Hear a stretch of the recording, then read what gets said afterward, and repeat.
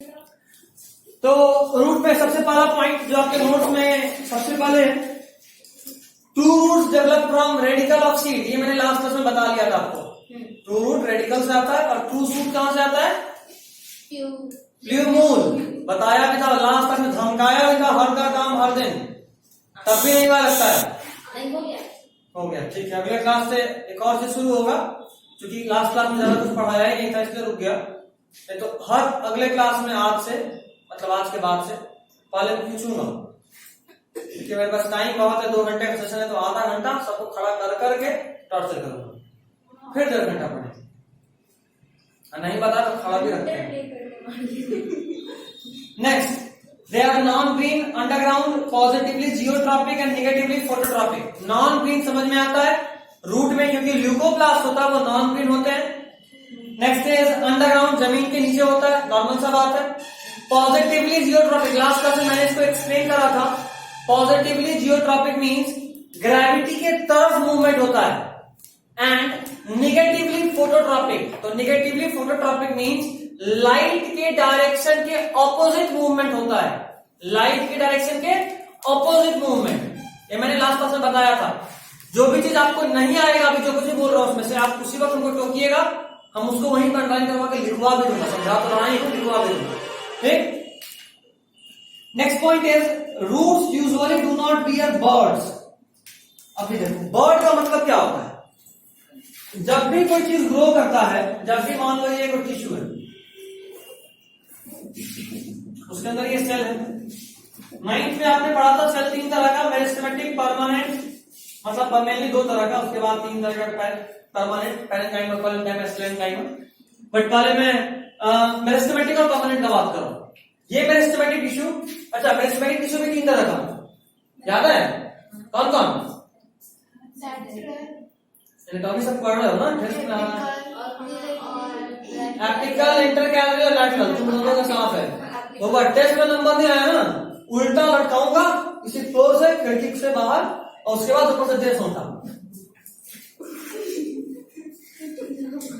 तो पढ़ नहीं आया ना, मत पढ़।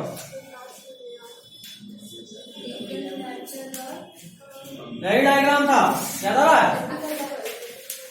जो टॉप का मेरिस्टेमेटिक टिश्यू होता है उसको बोलते हैं एपिकल। जो यहां था इंटरकैलरी, और जो यहां था वो लैटरल। तो इंटरकैलरी मेरिस्टेमेटिक टिश्यू कैसे बना था, बताया था मैंने कि जब ग्रोथ लगातार होता है तो एपिकल मेरिस्टेमेटिक टिश्यू का ही कुछ मेरिस्टेमेटिक टिश्यू पीछे छूट जाता है, और वही मेरिस्टेमेटिक टिश्यू बाद में, अगर कभी एपिकल मेरिस्टेमेटिक टिश्यू का लॉस हो गया, मान लो गाय घास चल गई तो ऊपर का पोर्शन तो गया, तब ये इंटरकैलरी मेरिस्टेमेटिक टिश्यू जो पीछे छूट गया था वो अपना एक्टिविटी चालू करता है और यहां से ग्रोथ करना शुरू करता है। यही intercalary meristematic tissue higher plants में बर्ड के फॉर्म में, बर्ड, BUDS, बर्ड्स, बर्ड के फॉर्म में कली। तो और अच्छे से बोल तो बर्ड बोलता हूं, बर्ड में कुछ भी हो सकता है, वो बस एक मेरिस्टेमेटिक टिश्यू का लोकेशन है। ठीक है, वो बस एक मेरिस्टेमेटिक टिश्यू का लोकेशन है, वहां पे कोई भी मेरिस्टेमेटिक टिश्यू, कोई भी मेरिस्टेमेटिक टिश्यू जो पीछे छूट गया है वो बाद में कुछ भी बना सकता है। जब भी कोई ग्रोथ होगा तो बर्ड से ही होगा, मतलब मान लो यहां पे सेल है तो यही सेल बाद में मान लो लीफ बनाएगा, कोई परमानेंट सेल लीफ नहीं बना सकता। यहां सेल छूटा हुआ, मे भी जरूरत होगा तो यही सेल ब्रांच बनाएगा। ठीक, अगर मान लो इस सेल जरूरत पड़ा तो यही सेल यहां पे फ्लावर बनाएगा।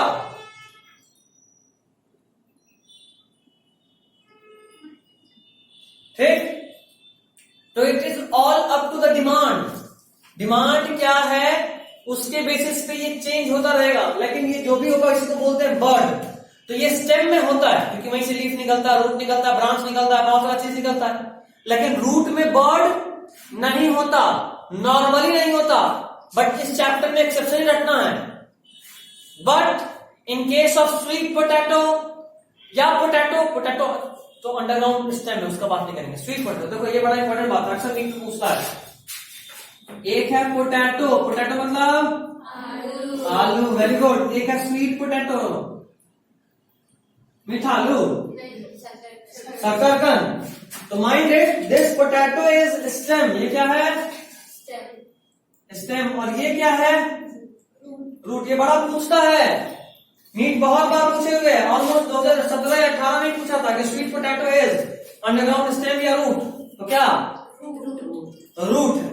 तो इस रूट में बर्ड होता है, नॉर्मली रूट में बर्ड नहीं होता, लेकिन इस रूट में स्वीट पोटैटो में बर्ड होता है। क्यों होता? For vegetative propagation. Reproduction asexual होता है, सेक्सुअल होता है। तो अगर एसेक्सुअल हुआ मतलब ये कि गैमेट्स हो सकता है बने, हो सकता नहीं बने, बट सिर्फ एक पेरेंट से नया ऑफस्प्रिंग का डेवलपमेंट होगा, नया बच्चा जन्म लेगा। ठीक, सेक्सुअल तो सब समझते हो, एक अगर स्पर्म मिलेगा तो बनेगा। वेजिटेटिव का मतलब ये, देखो मैंने बताया था एनिमल टिश्यूज में कि हमारे पूरे बॉडी में दो तरह का सेल होता है, सोमैटिक सेल और जर्म सेल। सोमैटिक सेल और जर्म सेल। जर्म सेल कहां होता है? टेस्टिस और ओवरी में जर्म सेल होता है। इन दोनों जगह को छोड़कर बाकी जहां कहीं भी सेल है वो सब कैसा सेल है? Somatic cell. तो अगर मान लो एक पेरेंट से ऑफस्प्रिंग बन रहा है और अगर उस पेरेंट के जर्मिनल सेल से ऑफस्प्रिंग बन रहा है, मान लो कि मेरा स्पर्म कहां से बना हुआ? टेस्टिस से। तो मेरे स्पर्म से ही कोई बच्चा डेवलप हो गया, तो दिस इज एसेक्सुअल रिप्रोडक्शन। ठीक, अभी मान लो हम अपने हाथ का एक सेल निकाले और उस सेल से बच्चा डेवलप हो गया, दिस इज वेजिटेटिव प्रोपेगेशन। दोनों में डिफरेंस क्या है? दोनों तो एक ही पेरेंट ने डेवलप करा है ना, दोनों सिर्फ मेरे से डेवलप करा है। मुझे किसी फीमेल काउंटर पार्ट का जरूरत अभी तक नहीं पड़ा था।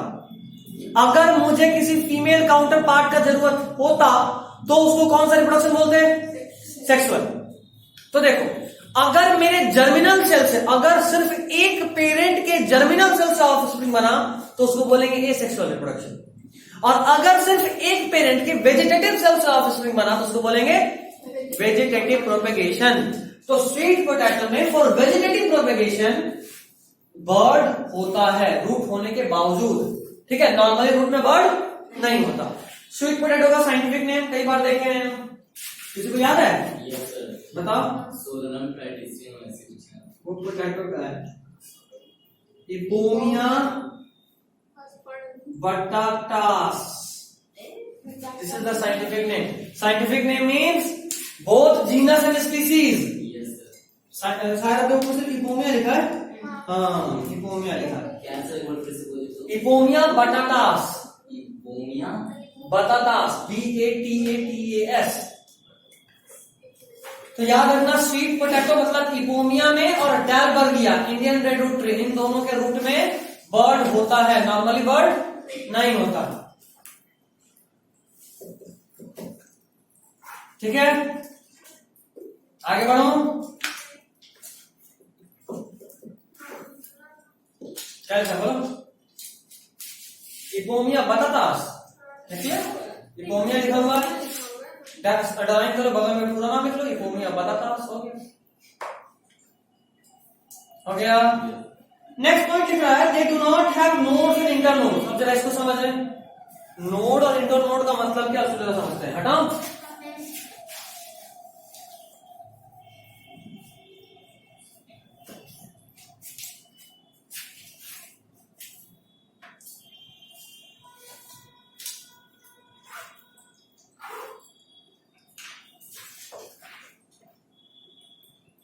ये कोई ब्रांच है, क्या है?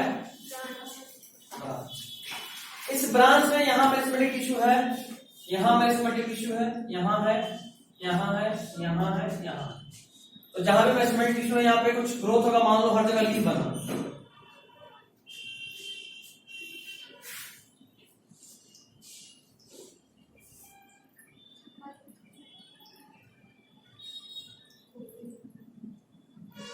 ठीक, ब्रांच है उससे लीफ बना। अब जरा मुझे बताना, अगर यहां से लीफ का ग्रोथ हुआ तो मतलब कि यहां बड होगा। ठीक है, जहां बड होता है उस जगह को बोलते हैं नोड। क्या बोलते हैं? नोड। तो ये एक नोड है, तो ये क्या है? ये भी क्या है? ये भी क्या है? उसी तरह ये भी नोड है और ये भी नोड है। नोड समझ गए? दो नोड के बीच होता है? दो नोट के बीच का distance, this is known as अटा। तो बना लो।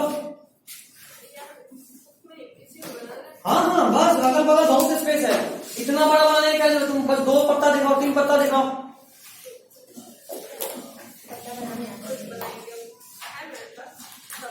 जल्दी फास्ट, आपके पास सिर्फ 20 मिनट है क्लास के लिए आज का। अब और 20 मिनट, 4:30 में को निकालना बोले थे ना, इसीलिए मैं बोले कि आज पढ़ते हैं, आज पढ़ते हैं, आज पढ़ते हैं, फटाफट करना। कल एक लाइव क्लास लगा दो नहीं, लेकिन कल टेस्ट भी, टेस्ट के बाद या टेस्ट के बाद? हाँ बाद में दिक्कत क्या हो जाता है? हाँ तो रिजल्ट हमको सुनाने के लिए भी तो क्लास में जरूरी है, इसलिए जरूरी है कि हम क्लास लगाएं। कल है तो परसों मिलेगा। कौन सा वाला हार्ड है? कोई बात नहीं बाबा, उसका दिन से आराम करे तो आपको हार्ड लगना ही। आराम करेंगे सर, जब जब भेजे तब तो पढ़ लेते उसी दिन। नहीं सर, बस बात खत्म, आराम करते हैं इसको। सब तो उसी के लिए रो रहा है। लेकिन प्रोजेक्ट सर ऐसा काम ही किए हुए, जमा किए हुए, बताया था कल ही, बोला था ना कल नहीं परसों कि 2 क्वेश्चन का एरिया, मतलब 4 क्वेश्चन का एरिया एनाटॉमी और 4 का ये, दोनों मिला के 10 तक क्वेश्चन आता है, 2 चैप्टर 10 क्वेश्चन। तो ये सबको हल्के में लोगे तो धोखा तो होना ही। एक्चुअली प्लान था कि कल क्वेश्चन बना लेते हैं, लेकिन फिर हुआ कि नहीं छोड़ो, रात में खाना खाने के बाद थोड़ा पढ़ लेते हैं, तो क्वेश्चन अभी तक सेट नहीं किया। लेकिन हाँ, आज 6 बजे क्लास ओवर होगा तो आज हार्ट अटैक दे रहा है।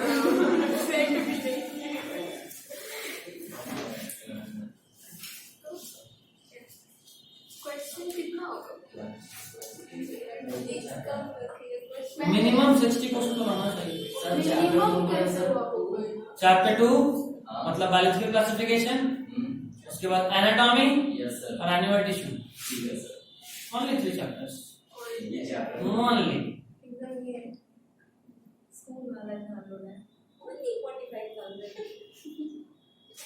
क्या बात, ठीक है। कौन स्कूल में गई? ले लिया एडमिशन? 2 साल का 45। हाँ कितना? 60,000 का? इसके पापा कुछ बोले थे तो बोलती है ना कि सर आप 60,000 दे दीजिएगा। बहुत ज्यादा है, 35 to 40 बहुत ज्यादा है। 35 से 40 उससे अधिक नहीं। चलो ठीक है, बात किया जाएगा। अगला पॉइंट, हाँ यूनिसेलुलर रूट है। रूट का डायग्राम देखो, रूट का डायग्राम देख रहे हो? नहीं, उसी पेज में देख दिया हुआ रूट। यस सर, देखिए कहाँ खोज रहा था? पीछे वाह, बहुत टैलेंट है तेरे में। यस सर, हाँ दिख रहा है। रूट देखे क्या? देख गया, उसके ड्राइवर के लाइसेंस में कुछ इशू था इसलिए नहीं है। सना तो बीमार चल रही है, वो नहीं देगी ना? नहीं देगी का मतलब क्या? ऑनलाइन ओवर देना चाहिए। चलो देखो छोड़ो, दे हैव यूनिसेलुलर। अच्छा डायग्राम देखे रूट का, उसमें सबसे ऊपर में रूट हेयर्स दिख रहा है। याद ये रखना है कि ये रूट हेयर्स यूनिसेलुलर होता है। रूट हेयर्स कैसा होता है? यूनिसेलुलर। काम क्या है? वाटर एब्जॉर्प्शन के लिए सरफेस एरिया बढ़ाना, वाटर एब्जॉर्प्शन के लिए सरफेस एरिया बढ़ाना। विच एराइज एक्सोजीनसली।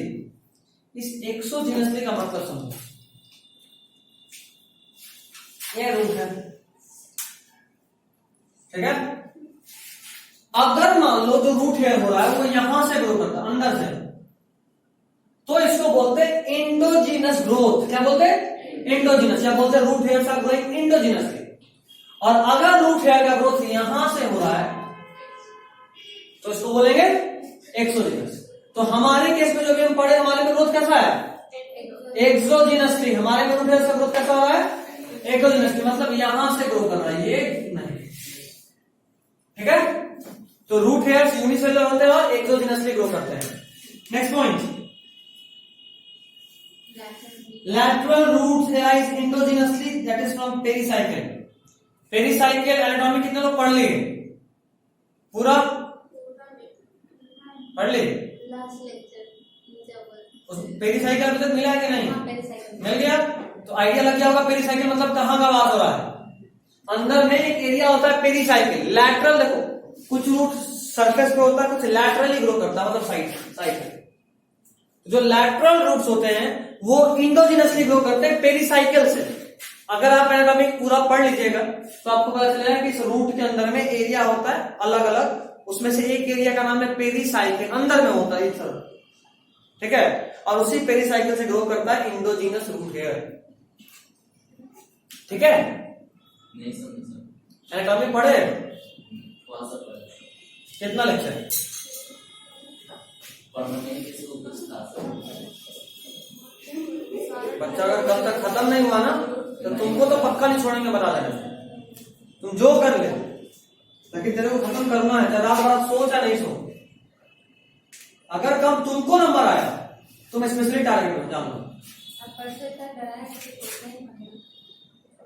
कोई बात हुआ है, तुम लोग को लेक्चर दिए, तुम लोग आराम कर रहे हो। निकालना नहीं निकालना, निकालना नहीं, ऐसे नहीं निकलता है, करना पड़ता है।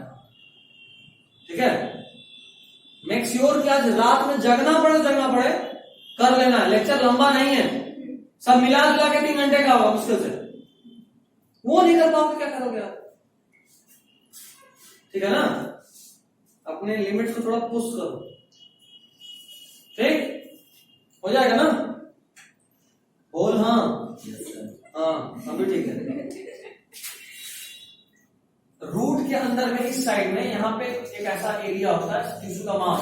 तो रूट तो गोल होगा, तो बीच साइड में टिश्यू का एक मास होता है, इसका नाम है पेरिसाइकिल। क्या नाम है? पेरिसाइकिल। तो इस पेरिसाइकिल से ग्रो करता है endogenous root hair. Exogenous root hair surface से ग्रो करा, इंडोजिनस रूट हेयर पेरिसाइकिल से ग्रो करता है। ठीक है, तो पेरिसाइकिल से ग्रो करता है और लैटरल रूट हेयर ऐसा होता है इंडोजिनस। ये उतना इंपॉर्टेंट नहीं है, लेकिन रूट हेयर नॉर्मली यूनिसेलुलर होता है, ये इंपॉर्टेंट है, और नॉर्मली एक्सोजिनसली ग्रो करता है, ये इंपॉर्टेंट है। ठीक, नेक्स्ट पॉइंट। चलिए लिखना क्या देखना है। एक और पॉइंट मैंने पेंसिल से लिखा था, हो सकता है आप में डिम हो गया हो। अगर डिम है तो लिख लीजिए। देखिए, involve in synthesis of plant growth regulator. Involve in synthesis of plant growth regulator. Involved in synthesis of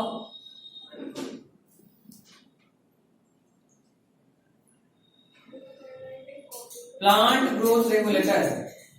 Involved in synthesis of plant growth regulator. Plant growth regulator मतलब plant hormone। 10th में जो आपने chapter पढ़ा नहीं था, control and coordination, उसमें आपको auxin, cytokine, इन सब के बारे में थोड़ा थोड़ा पढ़ना था। लास्ट क्लास में शायद मैंने ऑक्सीजन के बारे में कुछ बताया था। क्या बताए थे? सनलाइट जिस तरफ आता है उसका अपोजिट साइड पे जाके ऑक्सीजन जमा हो जाता है। अपना हाथ वाला एग्जांपल दीजिए टर्म मूवमेंट के लिए। तो ये जो ऑक्सीजन है ये भी प्लांट ग्रोथ रेगुलेटर है। तो खैर ऑक्सीजन तो जहां पे लाइट पड़ता है स्टेम में वहां पे जाके बनता है, बट बाकी कुछ प्लांट ग्रोथ रेगुलेटर्स या बाकी कुछ प्लांट हार्मोन्स रूट में बनते हैं। ठीक है, this is important. Next is regions of root cap. Diagram देखो पहले, रूट में कितने रीजन्स होते हैं उसका एक डायग्राम देखो। देखिए, सबसे पहले आपको दिख रहा होगा सबसे नीचे में रूट कैप। ठीक है, ये एक कोई बार क्वेश्चन में बड़ा प्यार से गलती करे थे, हमसे पूछा which is the first region of root, और ऑप्शन था region of maturation, root cap region, region of meristematic activity, या रीजन ऑफ रूट इलोंगेशन। तो हम खुशी खुशी मारे रीजन ऑफ मैचुरेशन, सबसे ऊपर वही दिख रहा है। लेकिन बहुत प्यारा गलती हुआ, the correct answer is root cap. Root का ग्रोथ हम लोग नीचे से देखते हैं। ठीक है, तो रूट का अगर कोई पूछे पहला रीजन कौन है, ये या ये, तो ये है। ठीक है, ये बड़ा प्यार से गलती की थी, आप लोग मत कीजिएगा। तो इसीलिए आपको देखो सीक्वेंस में भी क्या दिया, सबसे पहले किसके बारे में पढ़ना है, रूट कैप। और देखो क्या लिखा है, at the apex of root, apex इसको बोलते हैं टॉप मोस्ट को, टॉप मोस्ट रीजन को एपेक्स बोलते हैं। तो साफ साफ बोल रहा है कि रूट के टॉप मोस्ट रीजन पे रूट कैप है। एनसीईआरटी का भी यही लाइन है, अगर एनसीईआरटी पढ़े हो तो पढ़ा है एनसीईआरटी, तुम्हारा तो रंगा हुआ दिख रहा है, और तो कोई नहीं पढ़ा तुम। अच्छा तुम मॉर्फोलॉजी नहीं पढ़ा था ना, एनाटॉमी तो तुम पढ़ा था ना सर, तुमसे ही पूछना,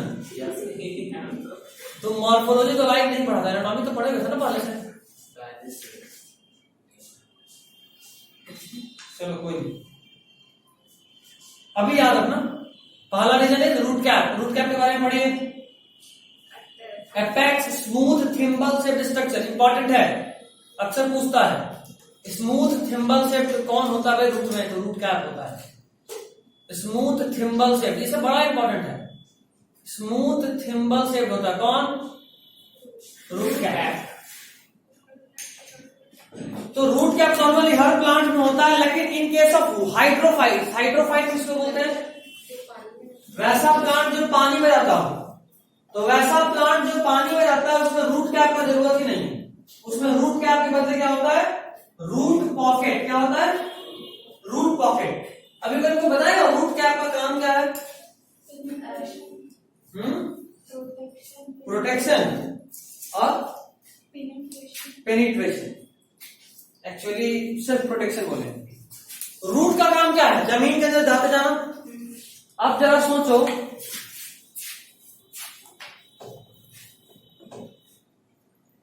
यहां पूरा मिट्टी है और यहां से रूट हेयर को ग्रो करना है, तो रूट हेयर कब जाएगा, इसमें टकराएगा और मिट्टी को फाड़ के उसके बीच में जाएगा ना।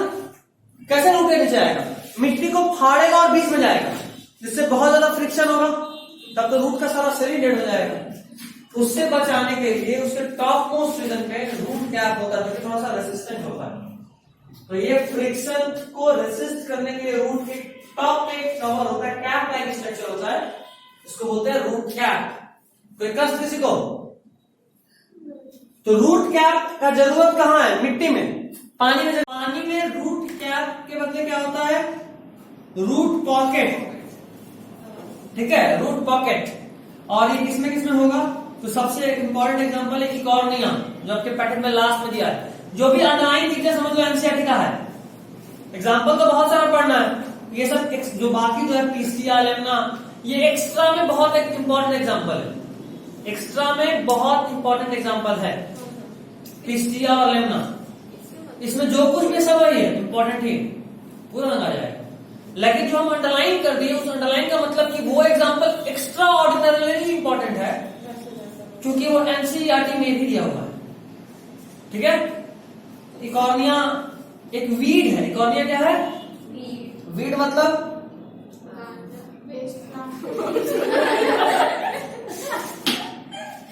वीड मतलब जंगली घास फूस। वीड क्या है, जंगली घास फूस। इकॉर्निया एक वीड है जो जंगली घास के तौर पे पानी में जो भी स्टैंडिंग वाटर होता है ना, और इकॉर्निया खास बात यह है कि ऑक्सीजन बहुत ज्यादा ड्रेन करता है। वो होता है इकॉर्निया क्या करता है कि उस वाटर में से डिजॉल्व ऑक्सीजन को एब्जॉर्ब कर लेता है, और डिजॉल्व ऑक्सीजन को जैसे ही एब्जॉर्ब किया तो वाटर में ऑक्सीजन लेवल कम हो गया। वाटर में जैसे ही ऑक्सीजन लेवल कम हुआ तो अब वहां पे जो एक्वेटिक लाइफ है वो क्या ग्रो कर पाएगा, उसको क्या सफिशिएंट ऑक्सीजन मिलेगा, नहीं मिलेगा। तो बंगाल साइड में जहां पे हम लोग मछली पालन, फिश फार्मिंग बहुत करते हैं, वहां अक्सर जमीन में पानी में इकॉर्निया ग्रो कर जाता है, और ये इकॉर्निया उस पॉन्ड का सारा ऑक्सीजन को एब्जॉर्ब कर लेता है, जिससे कि वहां जो भी मछली थी पानी के अंदर उसको ऑक्सीजन नहीं मिल पाता, वो मर जाती है। इसलिए इसको टेरर ऑफ बंगाल बोलते हैं। क्या बोलते हैं, टेरर ऑफ बंगाल। ये इंडिया में पहले से नहीं था, ये इंडिया में पहले से नहीं था। इसको अमेरिका से हम लोग वीट इंपोर्ट करते पहले, ग्रीन रेवोल्यूशन के पहले हमारे यहाँ वीट का बहुत जबरदस्त कमी था। ग्रीन रेवोल्यूशन के पहले हमारे यहाँ वीट का, गेहूं का बहुत जबरदस्त वाला कमी था।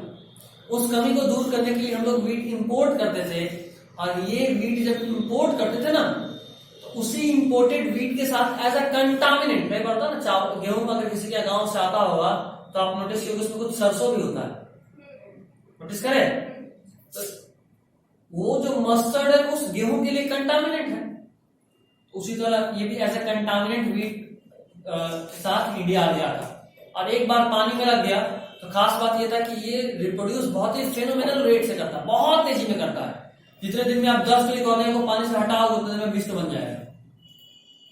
तो इसलिए इसको हटाना ऑलमोस्ट नामुमकिन हो गया है, और अभी ये इंडिया के लिए, इंडियन गवर्नमेंट के लिए सबसे बड़ा चैलेंज है कि इसको हटाएं कैसे। हमारे वाटर बॉडीज को बहुत ज्यादा गंदा कर रहा है, पॉल्यूट कर रहा है, और इसको बहुत लोग बेवकूफी में रख भी लेते हैं क्योंकि इसका फ्लावर बड़ा सुंदर होता है, सुंदर फ्लावर की वजह से इसको रख भी लेते हैं, और वो एक बार जहां एक फूल लगा है इतने तेजी में फैलेगा कि सारा पॉन्ड भर देगा, सारा ऑक्सीजन ड्रेन कर लेगा, और आपका जो फिश है तड़प तड़प के मर जाएगा। क्या पर्पल पिंकिश होता है। खैर चलिए, तो कॉर्निया इंपॉर्टेंट था। रूट कैप के जस्ट ऊपर जोन ऑफ सेल फॉर्मेशन या जोन ऑफ सेल डिवीजन या रीजन ऑफ मेरिस्टेमेटिक एक्टिविटी आपको मिला होगा। देखो डायग्राम देखो, ये रीजन ऑफ मेरिस्टेमेटिक टिश्यू में क्या होता है कि यहाँ के सेल हाईली डिवाइडिंग होते हैं, बहुत तेजी में डिवाइड करता है, क्योंकि नीचे साइड में रूट कैप लगातार मिट्टी को पेनिट्रेट कर रहा है, लगातार फ्रिक्शन हो रहा है, और रूट कैप का सेल डेड हो रहा है। उस रूट कैप के डेड सेल को एक्सप्लेस करने के लिए, जो भी सेल मरा उतना ही सेल दोबारा नया चाहिए ना, तो उस नया सेल बनाने के लिए कोई तो होना चाहिए जो सेल मरा उसकी जगह पर नया सेल बनाए। तो रूट कैप का जो भी सेल मरता है उसकी जगह पे नया सेल बनाने का काम रीजन ऑफ मेरिस्टेमेटिक एक्टिविटी के लिए कौन करता है? वो काम region of meristematic activity, they are highly dividing cell, और यही वो सेल था जो भी हम दिखाए थे थोड़ा देर पहले आपको, जब इमेज दिखाया सेल का, ये ओनियन रूट का, प्याज के जड़ का रीजन ऑफ मेरिस्टेमेटिक एक्टिविटी का सेल था।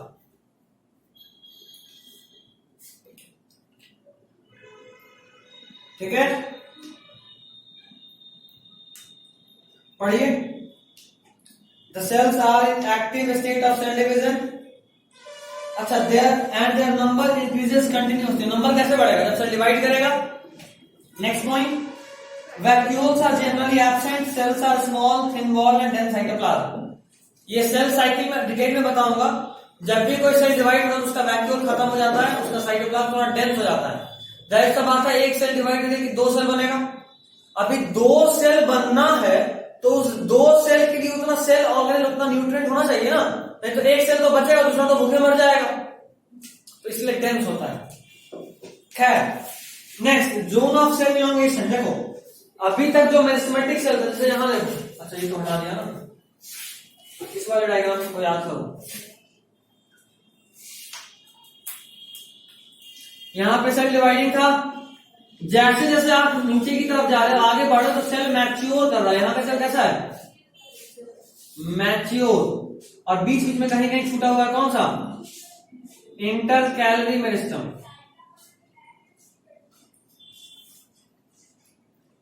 यही हो रहा है ना? तो ये जो मेन सेल था, डिवाइडिंग सेल, वो जैसे ही थोड़ा सा स्पेशलाइज हुआ तो वो मैच्योर कर जाता है। उसी तरह जोन ऑफ मेरिस्टेमेटिक एक्टिविटी के जस्ट ऊपर में जो सेल्स है वो थोड़े मैच्योर्ड सेल्स है। कैसे सेल्स है? मैच्योर्ड सेल्स है। चलिए इसको पढ़ लीजिएगा। Next is zone of cell, अच्छा sorry, zone of cell elongation ना पहले, हाँ तो पहले वहां पे इलोंगेट करेगा फिर मैच्योर करेगा। खास बात यह है कि zone of region of cell maturation या जोन ऑफ सेल मैच्योरेशन में ही रूट हेयर्स होते हैं, ये इंपॉर्टेंट है। और चूंकि वहीं पे रूट हेयर्स होते हैं तो मैक्सिमम वाटर एब्जॉर्प्शन किस जोन में होगा? Region of maturation. ठीक है, चलिए टाइप्स ऑफ रूट मैंने लास्ट क्लास में बता दिया था, याद आ रहा है? Modification of tap root next class में पढ़ेंगे।